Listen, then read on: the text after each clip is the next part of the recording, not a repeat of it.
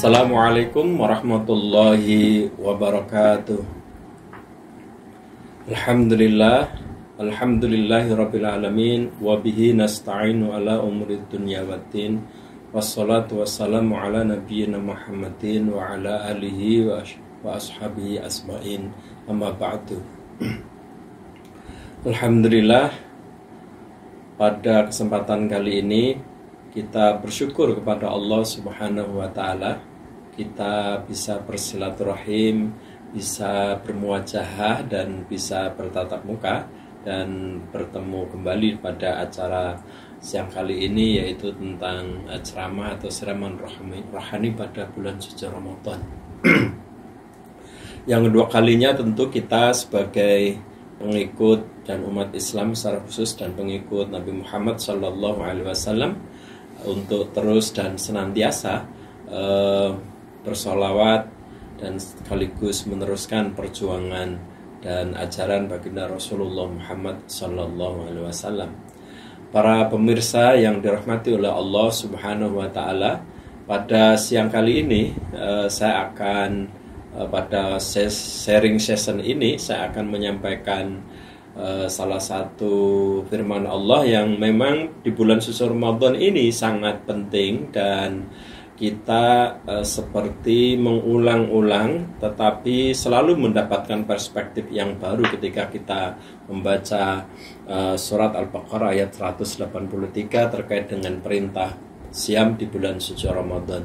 A'udzubillahi minasyaitonirrajim. Bismillahirrahmanirrahim. Ya ayyuhalladzina amanu kutiba alaikumusyamu kama kutiba 'alal ladzina min qablikum la'allakum tattaqun. Para hadirin, para jamaah, para pemirsa yang dirahmati oleh Allah Subhanahu wa Ta'ala, hampir semua ulama dan kita sebagai umat Islam menjadikan ayat ini sebagai dasar yang kokoh untuk supaya kita melaksanakan ibadah di bulan suci Ramadan. Tetapi masih belum banyak disinggung bagaimana kaidah dan sekaligus asbabun nuzul dan pesan-pesan moral dari ibadah siam Ramadan. Nah, pada siang kali ini saya berkesempatan untuk sedikit menyampaikan terkait puasa dan sekaligus sebagai modal atau puasa sebagai salah satu sarana untuk menjadi seorang insan atau pendidik antisipatoris. Kenapa ayat ini saya kaitkan atau saya hubungkan dengan bagaimana kita menjadi pendidik atau menjadi orang, menjadi guru, menjadi murid, bahkan kita bisa mendidik diri sendiri untuk sekaligus melihat masa depan. Pertama, mari kita lihat bahwa Allah Subhanahu wa Ta'ala memanggil dengan panggilan yang sangat indah kepada kita untuk menjadi salah satu orang atau menjadi golongan untuk dipanggil dengan panggilan yang luar biasa, yaitu wahai orang-orang yang beriman. Padahal Allah mungkin bisa saja memanggil wahai para manusia di dalam wahai manusia begitu, ya ayuhan nas misalnya, tapi di Al-Baqarah ini Allah memanggil kita khusus dengan panggilan wahai orang-orang yang beriman. Beberapa literatur tafsir misalnya Profesor Dr. Quraisy mengutip Ibnu Mas'ud bahwa ketika Allah Subhanahu wa Ta'ala memanggil dengan istilah ya ayyuhalladzina amanu, wahai orang-orang yang beriman, itu Allah pertama menjelaskan bahwa ayat-ayat ini biasanya turun di periode Mekah, dan kemudian yang kedua bahwa panggilan dengan sebutan beriman ini adalah panggilan yang privilege, panggilan yang diberikan istimewa kepada umat Islam, umat-umat yang beriman untuk melaksanakan puasa, sebagaimana puasa juga telah ditetapkan pada umat-umat terdahulu agar kita menjadi orang yang bertakwa. Ini yang pertama. Jadi kalau di dalam kehidupan sehari-hari, panggilan ini menjadi penting. Ketika orang bertemu dengan kita karena dia belum kenal, maka dia menjaga jarak cara memanggilkan. mungkin dengan kata maaf, siapa Anda? Nah, sebutan Anda itu menunjukkan bahwa belum ada intimasi atau kedekatan. Nah, ketika Allah Subhanahu wa taala memanggil kita, wahai orang-orang yang beriman, telah ditetapkan pada kalian untuk berpuasa, tentu kita mendapatkan privilege, kita diakui oleh Allah kalau kita memenuhi panggilannya. Tentu ini adalah sebuah privilege, kita menjadi kelompok orang yang beriman yang kemudian diberikan tugas kebaikan, yaitu yang bernama syariat puasa. Nah, di dalam syariat puasa itu Allah juga memberikan, menurut Ibnu Mas'ud yang dikutip oleh Profesor Dr. Quraisy Shihab tadi, bahwa ada kebaikan di dalamnya. Jadi ketika Allah Subhanahu wa taala memanggil dengan panggilan ya ayyuhalladzina amanu, maka ciri yang kedua adalah tentu ada kebaikan di sana. Apa kebaikan dari puasa itu? Agar kita menjadi orang-orang yang bertakwa. Nah, ini yang menarik, saudara-saudara semuanya, para pemirsa.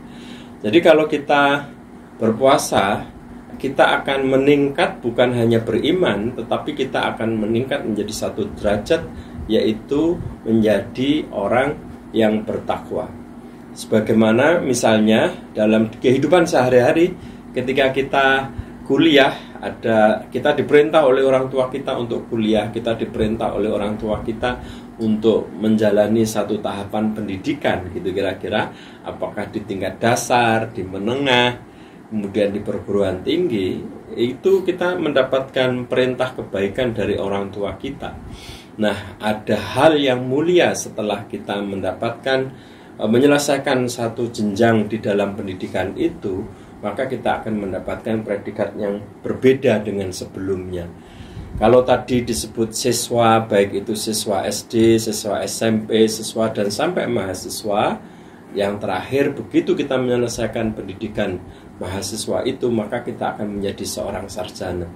Nah, ini sebuah analog yang saya harapkan secara pribadi saya akan memahami puasa ini memang betul-betul latihan, sebuah madrasah, sebuah proses di mana kita akan naik kelas, dan kebaikan-kebaikan yang kita lakukan di dunia ini akan meningkat, bukan kebaikan as usual, sebagaimana kebaikan-kebaikan yang mungkin kebaikan kita berkadar sebagai aksarul a'mal, ya, hanya mengakumulasi kebaikan-kebaikan biasa. Tetapi dengan berpuasa ini tentu kita akan mendapatkan derajat yang bukan aksarul a'mal, kebaikan yang hanya jumlahnya banyak, pahalanya banyak, dilipat gandakannya. Itu jelas kita mengimani, karena memang itu banyak hadis yang memberikan keterangan bahwa puasa itu menghapuskan misalnya dosa.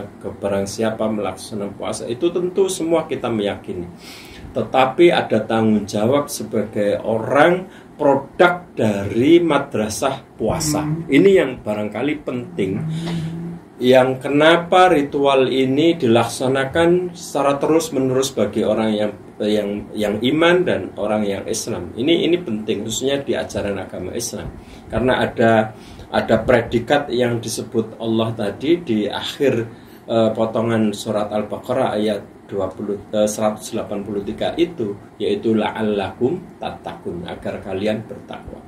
Nah, ada spektrum banyak di Al-Quran jumlah kata takwa.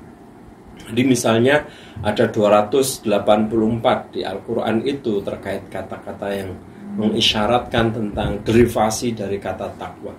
Saya hanya akan menyampaikan salah satu firman Allah yang bagaimana sih karakter orang yang bertakwa, atau bagaimana Allah ketika memanggil orang-orang yang bertakwa. Misalnya, a'udzubillahi minasyaitonirrajim, bismillahirrahmanirrahim. Ya ayyuhalladzina amanu taqullaha faltanzur nafsum ma qaddamat lighad wattaqullaha innallaha khabirum bima ta'malun. Misalnya, ini juga ada seruan atau perintah atau informasi atau ajakan kepada orang-orang yang bertakwa misalnya di akhirat, ya ayyuhalladzina amanu taqullaha faltanzur. Jadi agar orang yang bertakwa ini melihat perbuatan mereka. Jadi puasa dalam perspektif ini adalah sebagai sarana untuk menempa diri agar seseorang itu menjadi orang bertakwa. Nah, kalau sudah bertakwa, maka ada ajakan dari Allah, ada seruan dari Allah supaya kebaikan kita itu berkualitas, kira-kira begitu. Supaya kebaikan kita itu meningkat, nah kira-kira begitu. Supaya kebaikan kita itu adalah first class. Nah, jadi kebaikan kita itu menempati posisi yang sangat mulia di sisi Allah, yaitu puasa tadi. Nah, kemudian kalau sudah seperti itu, ada tanggung jawab setelah puasa ketika kita mendapatkan gelar takwa. Apa itu? Yaitu menyiapkan bekal. Termasuk di dalamnya puasa itu juga bisa menjadi salah satu bekal untuk hari esok kelak ketika kita bertemu kepada Allah Subhanahu wa taala di akhirat. Jadi di dalam surat Al-Hasr ayat 18 tadi, saya kemudian mentadaburi berdasarkan referensi yang saya baca, bahwa orang yang bertakwa selanjutnya setelah dia melakukan puasa, kemudian dia mendapatkan predikat takwa, maka dia tidak boleh berhenti di situ. Ketika dia selesai berpuasa, maka kemudian dia berpuas diri mendapatkan gelar muttaqin atau orang yang bertakwa. Sebagaimana juga seorang sarjana yang sudah menyelesaikan pendidikan 4 tahun, maka kemudian dia mendapatkan gelar sarjana, dia terus berhenti, nggak boleh. Nah, apa tugas selanjutnya? Salah satu yang saya sebut tadi, yaitu agar terus-menerus orang bertakwa itu selalu memikirkan apa yang telah dia kerjakan pada hari ini untuk hari esok. Apa perbuatan baik apa yang telah dikerjakan orang bertakwa saat ini untuk masa depannya. Apa yang selalu dia pikirkan adalah apa yang telah dia kerjakan sebagai bekal untuk ketemu pada Tuhannya. Maka saking pentingnya dan saking mengkristal bekal takwa sebagai sebaik-baik bekal kehidupan di dunia dan di akhirat, maka ada istilah yang namanya baju takwa. Apa maknanya? Bukan baju secara letterlek, secara eksplisit tentang bentuk baju tertentu, bukan. Bahwa baju takwa ini adalah atribut pesan dari Al-Quran, yaitu kebaikan yang ada di dalam diri seseorang. Nah, tentu standar kebaikan orang menggunakan baju adalah tentu menutup aurat, tetapi dia tidak membatasi pada warna, tidak membatasi itu. Bukan itu, tetapi gelar takwa sebagai baju adalah di mana saja dia senantiasa takut kepada Allah Subhanahu wa taala. Di mana saja dia senantiasa merasa diawasi oleh Allah Subhanahu wa ta'ala. Di mana saja dia selalu mencintai Allah Subhanahu wa ta'ala. Di mana saja di sela-sela kehidupan sehari-harinya dia hidup, mati, dan mendedikasikan apa yang dia miliki adalah didedikasikan untuk Allah Subhanahu wa ta'ala. Inilah yang sebenarnya yang dimaksud dengan sebaik-baik bekal dan sebaik-baik baju. Adalah baju takwa, adalah merupakan atribut yang harus dimiliki oleh setiap orang di mana saja, kapanpun dan sampai kapanpun. Dan kalau perlu, para pemirsa yang dirahmati oleh Allah Subhanahu wa ta'ala, baju takwa ini, ketakwaan ini harus kita wariskan kepada generasi-generasi seterusnya. Nah, inilah yang saya pikir, yang saya sebut tadi sebagai puasa, sebagai sarana untuk membentuk karakter yang, mendidik karakter yang antisipatoris. Jadi dia selalu berorientasi ke depan, yang mulia orientasi ke depan itu bahwa kita akan kembali menghadap Sang Khalik. Kesadaran eksistensial bahwa kita akan meninggal dunia, kita akan memiliki keturunan, kita akan hidup di masa yang akan datang. Ini adalah bekal yang diperoleh oleh seseorang yang telah selesai dari madrasah puasa yang saya hubungkan dari Al-Baqarah 183 dengan surat Al-Ashr ayat 18. Jadi ini kira-kira pesan penting yang menurut saya secara pribadi berdasarkan beberapa literatur yang saya baca, penghayatan dan perenungan. Tentu kita meyakini Al-Quran adalah petunjuk. Kemudian kita melaksanakan Al-Quran itu, kita laksanakan perintah-perintahnya. Maka kemudian kita juga terus untuk memproduktivitas keunggulan berdasarkan nilai-nilai Al-Quran.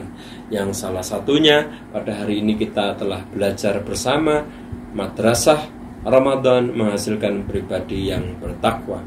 Maka tugas orang yang bertakwa adalah mampu mengantisipasi dan mampu menilai bekal apa yang terbaik untuk masa depannya. Bukan hanya masa depan kehidupan di dunia, terlebih yaitu bekal kehidupan di akhirat. Demikian, semoga bermanfaat dan semoga Allah Subhanahu wa Ta'ala memberikan kekuatan kepada kita untuk terus mengamalkan apa-apa yang telah menjadi firman-Nya dalam Al-Quran. Demikian, akhirul kalam. Assalamualaikum warahmatullahi wabarakatuh.